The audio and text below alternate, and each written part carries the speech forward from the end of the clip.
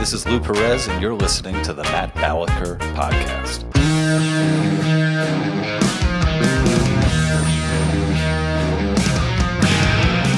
Today's guest is a comedian, author, thought leader who won't insult your looks, weight, or mental health unless he's in an argument with you. Please welcome back Lou Perez to the show. How you doing, Lou? I'm doing well. Thank you, Matt, for making me a thought leader. I appreciate that. I need to elevate all our guests, but I think in your case, you are a thought leader because some people are thought followers, but you're one that you'll post something, it'll be reshared, people will change their lives. It fits, is what I'm saying. Thanks, man. I need to figure out a way to monetize that. Especially with all the life changing. It seems as though if any lives I'm changing, no one's getting more money. that they're like, you know what, I got to throw some more money Lou's way. You got to change it to some sort of health phenomenon. Yeah. Like if you can link it to vitamins or even like wellness, just something where like there's like a 90% margin and you can collect almost all of it. I think that's your key to monetary success. I think that's probably the way to go. I'm wondering, like, is there room for like a comedian who's trying to get healthy? Yeah, there must be a market out there, right? Hey, funny guy who's trying to, there's a lot of comedians who, are sober now, right? Mm-hmm. And I think people will like kind of follow them along and stuff. And I think that's really cool. But I wonder if anyone would be interested in like, here's a comedian trying to get 200 grams of protein a day and 50 grams of fiber and, keeping his saturated fat intake to 10% of his caloric intake. I don't know. Follow Lou's macros. Does he use supplements or is he all chicken breast? There's a lot to it. There's a lot I'm a very complicated guy. So with a big shiny forehead right now. Not so complicated that you weren't on tour with the great Scott Thompson. So I want to talk briefly about that. Like, what was the audition process like? How did you get that gig? I got that gig fortuitously. 5 years ago, we were undergoing a thing called the COVID. I think you're allowed to say that now, right? We could say that without being dropped or... YouTube just announced yesterday that divergent opinions are allowed 5 years after the fact on COVID. Fantastic. So all these takes are going to be really fresh. You've been saving up for 5 years. I have been a fan of Scott Thompson and the Kids in the Hall forever. And by way of Scott Thompson, the Larry Sanders Show, and so much of the work that he's done. And I had started following him on Twitter at the time. And at one point, he started following me back, which I thought was a really cool thing. I think the tweet that did it, somebody had commented about like Donald Trump and Vladimir Putin having sex, and I wrote something like, "That's the kind of foreign policy I can get behind." And I think. I think that moved Scott to be like, hey, I think I could follow this guy. We could work together. Yeah. So in that time, in March of 2020, my first son was born, and I posted this thread about like the experience, and Scott reached out and said how happy he was for me, and that it was so great to see so much. To see something positive in a world that had gone so negative. And Scott remembers from Canada. So when it came to the response to COVID, Canada in particular was like, they really locked down. They really went all out and, rather authoritarian, so they were dealing with a lot more stuff, I think, up north than we were, at least I was in New York City. So from there, we, were communicating when I lost my job at We the Internet, which was a comedy channel that I was the head writer and producer and face of for a while on YouTube. Scott was there to talk to and offer me advice, and that was really great. And we've just been friends. And when he had told me he was going on this tour, where it's a one-man show with his character Buddy Cole. It's called The Last Glory Hole for anybody out there. And I said to him, hey, well, if you need an opener, I know a guy.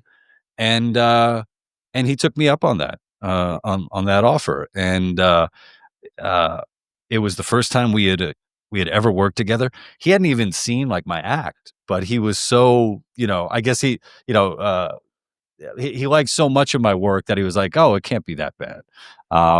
So that's what happened. I did, I think it was like 20 cities with Scott as his opener. Wow. Often I got to drive. We got to spend a lot of time together, and it was really an incredible experience. It's probably one of those things where I'm going to need more time to look back on, because Mm. it's sort of like, how many people can say that not only did they, tour with one of their comedy heroes, but they also like shared a hotel room, and like, and one of the worst things was, talking about me being trying to be a health conscious comedian. I brought a lot of protein bars and protein powders on the road with me, which means that I had some of the most horrendous farts imaginable. So if you want to know how kind and forgiving Scott Thompson is, he is a saint, because he put up with so many of his opener is farting and stinking up the room, hotboxing the car. And I know hotboxing is a different connotation, but yeah, so kind, and just like one of the funniest human beings, and yeah, so Yeah, I mean, if there's ever a comedy Hall of Fame, he's the first ballot. I mean, when it comes to sketch, stand up, tweets, kind of you name the modality, and he's going to be canonized. He's going to be a saint for putting up with your farts. yeah, He's going to be yeah. the first gay saint, as far as I know, the first And, openly gay. and he's one of so Scott turned 66 on the tour, and he's one of these guys who, when when he hits the stage, you don't think he's 66. Mhm. He's just, I mean, he gives it all. He's just yeah, he's really just like someone to watch, and I'm like, man, if I could, emulate him, with the energy that he brings, and constantly rewriting and constantly trying new stuff and riffing and his crowd work and everything. Yeah, it was a great experience, and like I said, I'll probably need some more time to actually be able to completely evaluate just how important that was for me, and my career, and also as a fan of comedy. Well, congrats on that, and I want to transition very clumsily to a less funny topic. In anticipation of having Lou on the program, I sent out a post, and it said, "Latinx influencer Lou Perez and I will have a podcast collaboration. If you think Charlie Kirk was hateful, racist, fascist, etc., please post evidence in the comments below. Primary source from him. No memes, videos from others. Thanks." At the time of the recording, Lou, there were probably, I'm going to call it 12 comments. Over thousands of people Whoa. saw this, presumably. This is Lou wasn't given any prior notice, folks. How many comments are you guessing are links to Charlie Kirk saying or writing something showing his hateful racism, fascism, etc.? Wow. How many? Let's see. Out of 12, I'm gonna guess somewhere between 0 and 12. Well, the front end is correct. 0. Big fat goose egg. Yeah.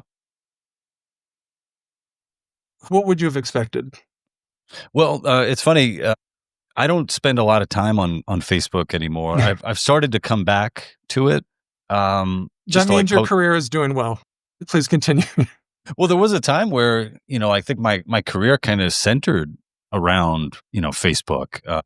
Facebook, for a while was just like this perfect platform, in that you could post videos, you could post long, uninterrupted text, and, the comments it'd be pretty easy to follow, to navigate. And there would be real conversations and arguments happening there. Um, and then, and then I think a lot of like the conversations kind of moved to Twitter and X, and but yeah, I still go back here and there. And one of the things that I found is when I go back and I post something, and stuff that I post can be um, you know, but what's the word? Provocative. Provocative. Hilarious, That's the yes. word. That's the word. A thought leader here who didn't know the word provocative. I didn't have that on the tip of my tongue. So, I'll, every now and then I'll see comments from people, and it'll be, like, say, like a negative comment. And then I like have to remind myself, like, wait a minute, who is this person? You know? So like there was this one guy, like, and talking about after, Charlie Kirk was, was assassinated.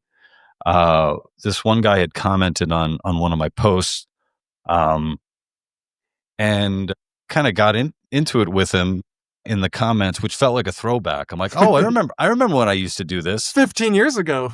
Yeah. I'm like, man, we're going back in time. And then I realized, like, wait a minute. Then I realized, like, I don't have to put up with this. Like, who is this guy? I never hear anything positive from this person. There's like this whole like group of there are all these people. The only time that they'll ever reach out on Facebook is to like have an argument or try to take a dig at me. It's like, oh, I was nice to you 10 years ago. Therefore, you think that like, uh, my self-deprecation of that, whether it's on stage or, in my writing, somehow that makes me a mark. Then I'm going to put up with your bullshit. And it's Right.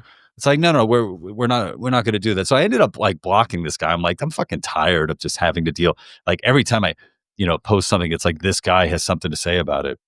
And then I remembered, I'm like, oh shit, that's the guy. There is a chapter in my book, that joke isn't funny anymore, called Letter from a Coward, right? And just to give you a summary of what Letter from a Coward is, there was a guy who reached out to me on Facebook and said that he agreed with something like a post that I had years ago, but he was afraid to like it. And the reason why he was afraid to like it is because he didn't want any trouble at work, right? And you would think, what is this post? And it was me posting something about, there was that meme that went around a while back where Bernie Sanders in his coat with his mittens. And it was like a really fun meme that was going around. And this guy was such a coward. This is a grown man, much older than I am. He was such a coward. He wouldn't even like that because of, the atmosphere of cancel culture and all that. Right. And it was only after I ended up blocking him where I was like, this whole time I even allowed a fucking coward like this to even communicate with me. It's like, look, if you don't have the balls to, to even like something as benign and inoffensive as like, here's an article saying, yeah, Bernie Sanders is not a white supremacist, right? Because he wore mittens. Like what? Then I don't need to have conversations with you. And what I prefer, the kind of relationships that I want to have, especially if it's like people that I've known in the past. I love when people who I went to high school with will say like, "Hey Lou, I saw you on Gutfeld. That's awesome, man." Or, "Hey Lou, you just came up in my remember when or whatever the hell they call it on Facebook, and I hope you're doing well, man." Like that's when I reach out to people like, "Hey man, I haven't, I just thought about you. I hope things are going well." Not this like, I don't know, not like this opportunity to come into my life and like, and try to, jab me and then go back and slink back into whatever hole you're hiding in. Like, nah, man, screw that.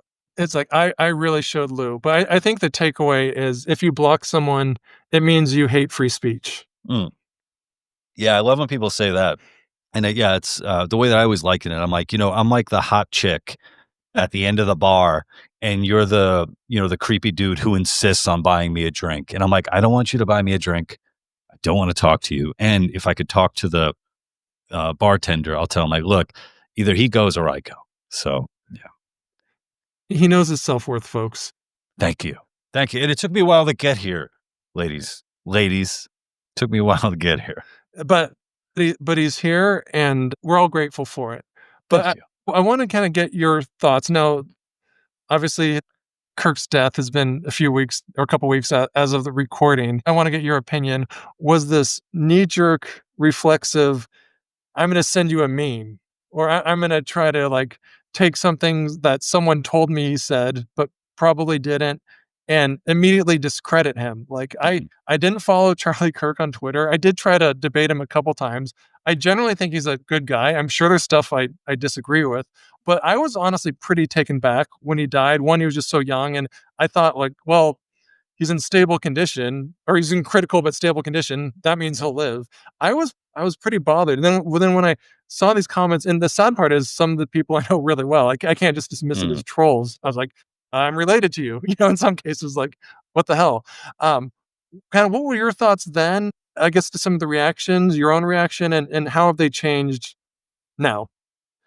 Yeah, I think overall, like well, one of the things I didn't realize how, I guess, I don't know if you could say important, but how, I guess, powerful of a presence Charlie Kirk was. I didn't realize that for myself, Mhm.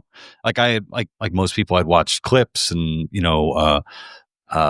his, debating people, but this one it just felt really powerful, especially, you know, being able to see the light extinguished before us, and I think what really troubled me was the glee that so many people had to Mhm. his murder, that just felt so alien to me. And then the sort of justifications, Mm. like the idea, like I was watching a clip today from, there was like a college professor talking about the murder of Charlie Kirk and the impact that had. And so many of the students he was talking to were bringing up, well, I didn't think that he argued in good faith, or I don't think he really was out to change his own mind, or I really don't think he was out to change minds. I think he was just there to dunk on people, et cetera, et cetera. And it's like, okay, so, but based on your formula, then it's okay to shoot him, or murder him, right? Or people, spending a lot of time talking about using this as an argument for gun control, right? Right. As opposed to, well, there's a bigger thing here, right? It's the idea that you disagree with this man's opinions, therefore you think it's okay to murder him, right? So whether or not that murder is happening with a gun, which, I guess in this case is a hunting rifle, that, there aren't many, talk about like restrictions on that, so I think this is one of those examples that showed me a lot of ugliness that that exists out there, and I thought I had kind of gotten rid of like like like ugly people in my life, and this was one of those examples where it was sort of like, wow, like there are people out there who think that it's o- it's okay to murder you in front of your wife and children, and will find, some way to justify it afterward. And I think that was something that I don't even know if that was scary, but something that was just so, like, it kind of really took the wind out of me. That's a good phrase, like taking the wind out of you. And I was thinking about this, like to a large group of people, and I'm not even talking about like fringe psychopaths. They'll take an attitude like I'll punch Nazis. I'll Yeah. kill Nazis if need be. And anyone who disagrees with me is a Nazi. Yeah. So they feel very justifiable in their actions. I'm not saying these people are murderers. I'm just saying like the lack of empathy and the sort of creepy, bizarre indifference. I mean, they're definitely, and they've been covered at nauseum. Like there's the TikTok almost celebrities now who are basically dancing on Kirk's grave. Yeah. They're rest in piss, ha ha ha. He was this, and like that bothers me almost less than people who are like, it's like I'm not saying it's a good thing, but he was evil, or he did have these hateful thoughts. It's like, one, he didn't, but two, if he did, where does that go? Like, are you actually allowed to like pull out a gun and shoot him, or are you just allowed to punch him in the face? Like, where is your violence not justified? Yeah, and something that I started doing is I sort of like tallying up like all the opinions that I have that I share with Charlie Kirk. And it's Mhm. like, wait a minute. Okay, is this one, you know, is homicide justifiable because I believe these things, like what are the beliefs that I'm allowed to hold and talk about publicly that I don't have to worry about someone thinking that I should be killed over it. And I thought that, like after like a couple of weeks, especially with people losing their jobs, and, I'm sure that that's a debate that, people can have about, is it cancel culture to not want one of your healthcare providers to be someone who thinks that it's okay to murder a conservative, right? Or, your child's preschool teacher. You say, is it okay that you don't want your child to be taught by someone who who would be fine with you being shot in front of them, So so I thought like over the last couple of weeks that, maybe people would change their tune a little bit, change the way that they're speaking. And it really, it isn't the case. I mean, talking about Facebook again, this thing popped up, some guy had commented on, someone who follows me, had posted something about Bill Maher talking about Charlie Kirk and saying very positive things about Charlie Kirk. And then below that, this guy, and I only read the, like the first sentence, this guy wrote, except Kirk was making the Hitler Youth play. So while I don't condone or encourage political violence, I am glad that evil is no longer here, or that evil, that evil is no longer here. And then it goes on, to, all the stuff like never respect MAGA and blah, blah, blah, blah, blah, blah.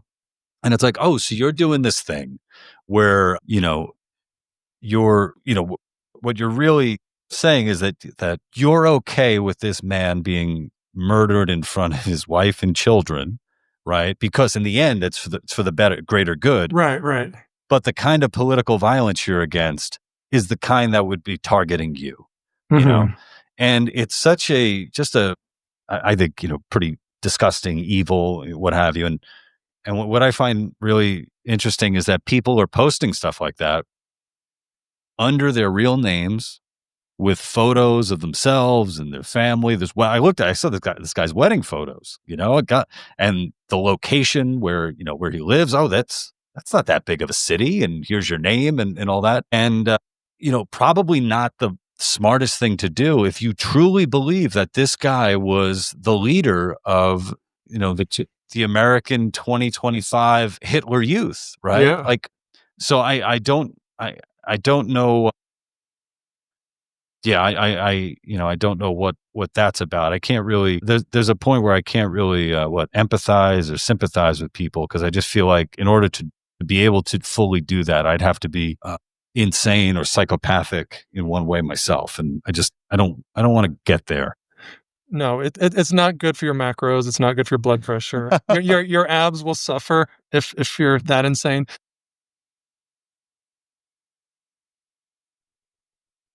It seems to me, and anyone who's paying attention, that conservatives just believe whatever liberals believed 5 years ago. Right now, there's a push by the left to normalize pedophilia by way of child drag queen shows and... Oh, excuse me. Don't shut off. Go back to your notes. That's probably where you saved it. You got to like push double tap and then go over. Right now, there is a push by the left to normalize pedophilia by way of child drag queen shows and rebranding pedophiles as minor attracted persons. 5 years from now, will you be promoting child drag queen shows? Will child abuse become part of the conservative platform? Boy, that's a slippery slope fallacy if I've ever seen one. First of all, I've never invited a drag queen to come to any Turning Point USA event. I was at Politicon, and an individual by the name of Lady Maga came up, and I took a picture, and she walked away. Secondly, let me ask you a question. Are you a Trump supporter? Yes, sir. So are you a proud Trump supporter? Of course. So are you sickened that he had a gay man speak at his convention? Yes. Then you're not a Trump supporter, my friend. Thank you very much. Let me ask you another question. Should he return the money of Peter Thiel, an openly gay man who supports his campaign? No, if it helps him strategically, okay. Sure he can. Should he stop talking to Tammy Bruce, who's an open lesbian that's a Fox News contributor? If it's affecting his ideas, then probably, yeah. Okay, so how Nazi-ish was that in your opinion, Lou?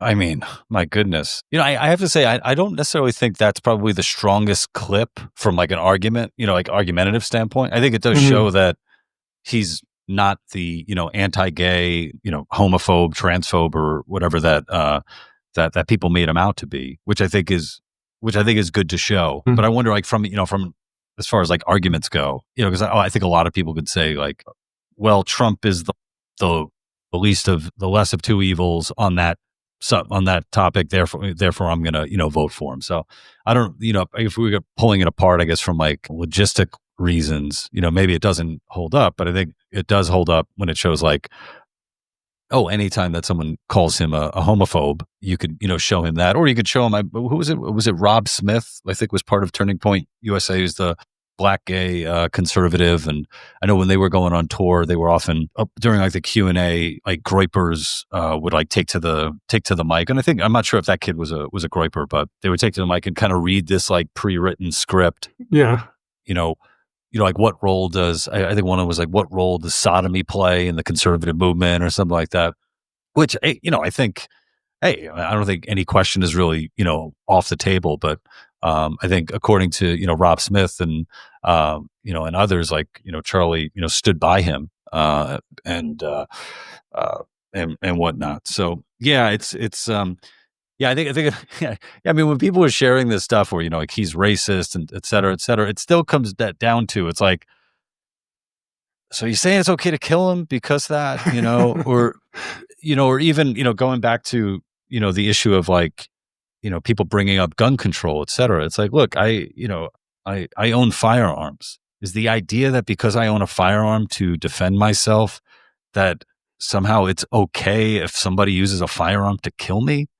Or like, I do, Brazil, I used to train Brazilian jiu-jitsu more. So the idea that if I use my Brazilian jiu-jitsu as a, self-defense tactic, but somebody else uses Brazilian jiu-jitsu and manages to kill me, that somehow I asked for it, like. Right.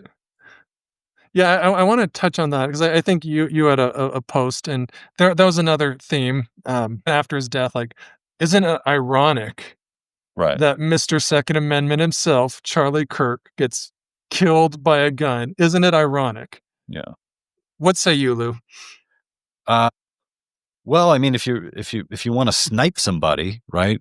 I'm sure you got to use a gun, right? Or I guess there's a crossbow or something like that, that you could use. And yeah, I think that one in particular, yeah, that argument comes from, I remember someone sharing the headline, like basically saying like, Charlie Kirk says some deaths are worth it, and it's taken, from a, much longer statement that he had made. I don't know if it's at an event or written, whatever, but basically saying like, look, there are trade-offs in life, right? If you take something like cars, for example, the fact that we have cars means that there will be people who die via car, and, when we start adding things up, we start to we say like, okay, is the risk worth the reward of having cars? And for most of us, we say like, yeah, it's worth it. It's a similar thing when it comes to, firearms, we do have a lot of firearms in the country. We do have a lot of deaths from firearms. I don't think it's I don't think it's crazy when, people who are like anti-gun people point out, yeah, if we didn't have the guns, we wouldn't have gun deaths. It's like, yeah, I think you can make a really good point there. But we do have the guns. And, and when we're talking about, what is the trade-off there, we have how many was it, up close to like 20,000, suicides via guns. That's terrible. Right. And then we have the homicide rate of guns. But then, we have this very weird exceptional thing about the United States in that, our gun culture is very much, there because as a, the last resort against tyranny, and other, countries don't believe that. They're not founded on, on that idea. That's who that's who we're dealing with. Right. And also something that people don't think about too. And I think it was John Lott who talks about it, quite a bit, is, how many times have firearms been used to, to thwart an attack, to thwart murder, to stop a crime process. And, I've heard numbers as high as like 500,000, maybe more, right? So it's all this stuff that needs to be, that needs to be taken into account. The reality is like, uh, the reality is this is the kind of conversation that Charlie Kirk would want to be having with somebody, and it's it's unfortunate that he was taken out of the world so early at 31 years old. So yeah, and not only is the timing just pretty disgusting when someone's bringing that up like minutes after he was pronounced dead, but also it's like, how is that some own? It's like, if you have an understanding that we have, I'll argue, too many guns. Okay, that's a whole separate thing. Yeah. How can you get rid of them? And then if you do that, there's going to be some trade-offs, and understanding that like there will be some used to commit murders and crimes. That doesn't mean you're in any way, shape, or form endorsing those. It's kind of like there are people who are very anti-drug. You go to the most maximum security prison in the world, not just in America, you're going to find some drugs. It means our enforcement is not 100% effective. That's not any sort of like, oh, I got you. I mean, there might be other things you can get them on. That's not a very good one. Yeah. What, I know we're roughly the same age. You're better looking and younger, but you graduated college around what year, Lou? You don't have to tell me. 2004. I'm 43. Okay, I'm a bit older, but in anticipation of you coming on, I did some research from 1984 till now. What would you categorize the political party shift of professors in American colleges? The shift, like if you could kind of speculate on trends from roughly 40 years. Oh, I mean, I think definitely a leftward shift. I would say, and I might be cheating a little bit because I used to work for FIRE, Foundation for Individual Rights and Expression. So yeah, I think there's definitely been a leftward shift. Although I think an argument could be made that the universities were kind of always kind of a hub of the left in to a certain degree, and it's only just gotten more batty over the years. Well, let's see what my research shows. So bear with me one second. While you're researching, one of the things that I find so interesting, and with the number of violent attacks happening, in particular from the political left. Right. And here's something too, like, the same day that, that Charlie Kirk was murdered, some neo-Nazi scumbag went and murdered and shot and believe killed like some children in I don't know if it was a school or a church, a Catholic church. I don't know anybody on the right who was saying, yeah, man, that guy, that was the way to do it. Like nobody was uplifting that piece of shit. Right. And but it's been wild over the past, couple of weeks. There's been the shooting at like the ice plant. I don't know what the fuck you call it, but there's been, quite a bit of terrorist activity happening from people with politics on the left. So a number of people have been sharing stuff like Black Panther stuff and the Weathermen, the Weather Underground over the years. And, the 60s and 70s were just insane with the amount of like bombings and shootouts with cops and all that stuff. And when you look at it, just like when you're talking about education, you look at a number of people who were members of like the Weather Underground went on to pretty prominent careers in education, and it's so, if anybody out there is looking for a job in academia, you're better off being a left-wing terrorist than you are being a right-wing terrorist. That's good advice, and I'll post this graph later. I can just kind of share the trend, but in 1984, and this is across an aggregation of American colleges. It was done in part by UCLA, my alma mater, so I know it's foolproof. The number of liberal professors was about 48% to conservative about 20 in 84. It has since changed to well over, it was like 70%. And it peaked in 22 at about, but then what's interesting is the conservative trend started small and went smaller. And then the moderate trend also went smaller. So And then what another graph, which I'll show, is among the more elite universities, like the Ivy Leagues, and then in humanities, it was like 80-90% Right. left leaning or very left. It was like left. So I say that because I want to kind of bring it back to the Charlie Kirk thing. In some instance, like if you think anyone who disagrees with you is a Nazi, that's almost understandable if you're 21 years old, 20, all your professors, all you these people that you look up to give you your grades. You don't have the life experience to have worked with other people. Pretty much, you're a smart person. Everyone's telling you like this side is the dominant one. And if you just don't even hear dissenting opinions. Then when someone comes to your campus and opens up a Bible or talks about like, the school might not be worth the return, might not provide the return on investment you think so, or all these things that you would never hear in your bubble, you might get pissed off.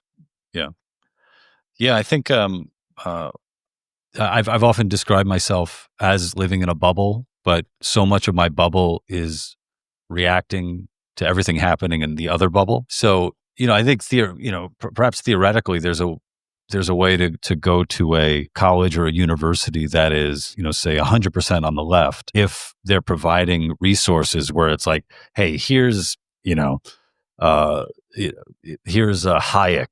and here's all the reasons why this guy's wrong. But read Hayek. This guy doesn't know shit about anything. To do, this semester we're going to be reading, 5 books by Thomas Sowell and completely deconstructing him and dissecting and showing why he doesn't know shit. There would be something, to be said there if there was that kind of interaction happening. And I forget if it was a proper study or something like that, but what they found is that oftentimes people on the right are able to describe the opinions or the beliefs of people on the left, like being able to like steel man, of the left, whereas people on the left often are not able to do that for the right. And I think you see that. I mean, it's pretty glaring when, like you said, like everybody's called a Nazi, everybody's called a fascist. And it's sort of, you have like these catch-alls for just bad person, evil ideas, shoot them, right. I mean, that's really what it comes down to. I mean, the amount of times that I've been called a fascist or a Nazi, my response to the person is like, wow, thank God you're dealing with this kind of fascist and Nazi. Like, man, like fascists and Nazi have really come a long way. Yeah. Or we've gotten so progressive over the years. Or when you hear people are like, calling people who want school choice or to defund the Department of Education or completely get rid of government schooling, those people are being called a fascist. And it's like, oh yeah, because that's what fascists want. The fascists want a complete separation between the government, the state, and education, right? Man, that's friggin' amazing. That's the Javier Milei style of fascism. Yeah. Well, we're both parents and different kids, though. I think so. I'm pretty. Yeah, we have different. I'm pretty sure that the kids are not the same, but I'll look into that. And, I'll admit, like, planning for college helped kind of give me direction. It was a target. I could justify studying more. It gave me an identity when I wasn't the amazing athlete I hoped I would be. And so I say that because I don't want to come off as anti-college. And with my own kids, I'll probably encourage them to try to get into a quote unquote good school. But then also I wonder, like, am I sending the wrong message? Like, what do I want? What's best for them? What's best for kids? Like, and I honestly, I don't know. So like most of the things in this situation, I turn to Lou. What do you think? Well, yeah. Well, so I have a 5-year-old and a soon to be 4-year-old. And my God, you just look at all the changes that have happened over the past 5 years. I mean, I can't even imagine, like, in the next 13 years when my oldest is, of college bearing age, whatever you call it, who knows what college is going to look like. I think one thing that I think both my wife and I are going to be, pushing is, the idea that you want to be able to create value and be needed, right? Like that's really important. My wife and I are kind of both like artsy fartsy parents. I'm the comedian and writer, and she was a trained dancer, not a stripper, because my strippers make money. My wife was the kind of dancer that didn't make money. The kind that has an MFA. Yeah.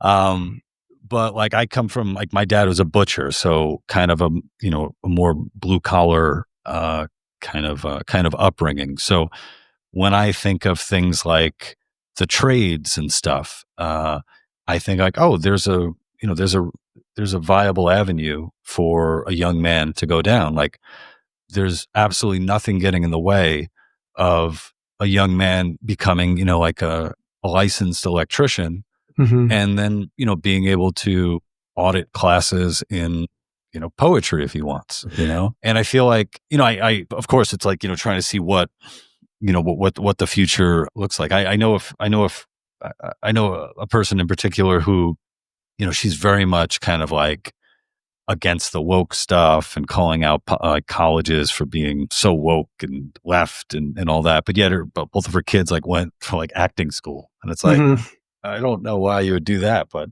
I think if you have the money, you could fuck around more. But I think another thing is like just not, there was one clip in particular that I saw of Charlie Kirk where, I mean, basically a guy was calling out the fact that Charlie Kirk didn't go to college as reason to sort of discredit anything that Charlie had to say.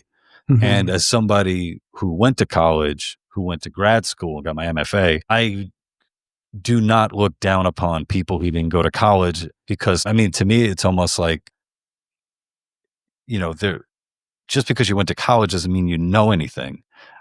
And some of like my biggest heroes like didn't go to college. Like, my dad didn't even graduate high school. He's one of my biggest heroes. And, so the idea that somehow you're going to purchase respect by going through, something, I think is bullshit. I think respect is something that's earned, So I think there's going to be a lot fewer.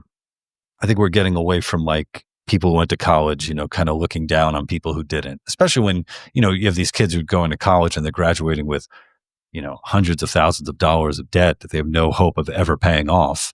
It's like, hey, man. Yeah. I mean, when you're trying to get a job from someone without a college degree, it's not the best time to flaunt your diploma. Right. Yeah. Well, on that note, it's always fun having you here. And I like to end our shows with a glimmer of hope. Oh. So, Lou, what are you most optimistic about right now? I'm most optimistic about getting my protein in, getting my fiber. I'm optimistic about what I can put in my mouth, actually. I'm like, yeah, it sounds ridiculous coming out of my mouth, but I'm optimistic about that. It's like, oh, in a world where I have like so little control over anything that's happening, here's one thing where I can have control. And actually, this is me stealing this from my friend Larry Sharp. Larry and I had talked about this, and there was a time in Larry's life when he didn't have much control over what was going on, and things were looking really bleak. And he looked around and was like, well, this is one thing that I can control. I can control what I eat. When I put So I'm hoping that if I can continue to control my intake of fiber, protein, the macros and all that, that somehow I could, it'll help me handle even the stuff that I can't control in life and make me better prepared for it. So that's putting that out there. Nice. So nutrients first, the world's problems second. Yeah. Instead of America first, nutrients first. I can get behind nutrients first. Well, where can people learn more about you, what you're up to? They might want to bring you on their next tour. Where can we funnel these folks, Lou? Yeah. You can follow me, thelouperez.com, and I'm on social media at thelouperez, and I'm on Substack as well. If you guys want to subscribe to the Lou Perez podcast and read some of my writing and whatnot, I am Lou Perez on Substack. Lou Perez, thank you so much for joining us. Really appreciate it. Thank you for listening to this episode of the Matt Balaker podcast. To learn more, please check out mattbalaker.com and encourage your friends to like, subscribe, and share. Really appreciate it.